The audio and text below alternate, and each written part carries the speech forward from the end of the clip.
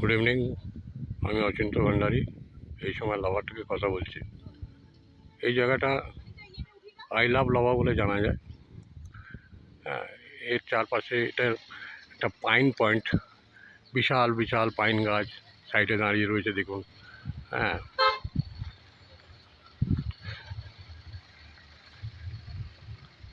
এই জায়গাটাকেই pine point বলা হয়। অ্যাকচুয়ালি সুন্দর রোম্যান্টিক জায়গা।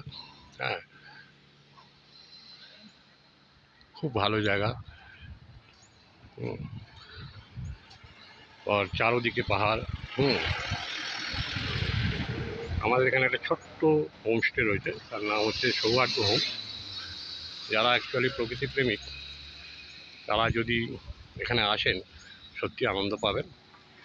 আর আমাদের হোমস্টেতে যদি আতিথেয়তা গ্রহণ করেন, বাঙালি আতিথেয়তা যাকে বলে, 100% বাঙালি আতিথেয়তা, বাঙালি খাবার সব কিছুই এখানে পাবেন। আমার মনে হয় আনন্দ পাবেন। খুব সুন্দর জায়গা। কুয়াশা, ঘন কুয়াশা ছেয়ে রয়েছে, এখন পাহাড়ের দৃশ্যটা দেখা যাচ্ছে না। এখন আসুন, রিকোয়েস্ট আমাদের হোমস্টেতে উঠুন, ভালো লাগবে।